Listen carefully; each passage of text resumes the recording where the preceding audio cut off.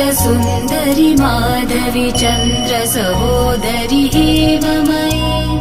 मुनिगणमण्डित मोक्षप्रदायनि मञ्जुलभाषिणि वेदनुते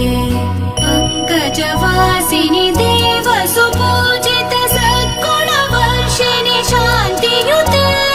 जय जय हे मधुसूदन कामिनि आदिलक्ष्मि जय पालय माम् जय जय हे मधुसूदन कामिनि आदिलक्ष्मि जय पालय माम्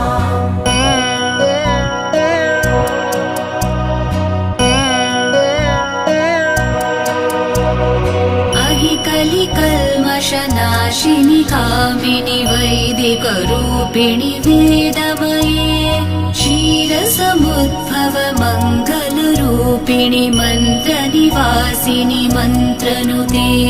मङ्गलदायिनि अम्बुजवासिनि देवगणाश्रित पादयुते जय जय हे मधुसूदन कामिनि धान्यलक्ष्मि जय पालय माम् जय जय हे मधुसूदन कामिनि धान्यलक्ष्मि जय पालय माम्।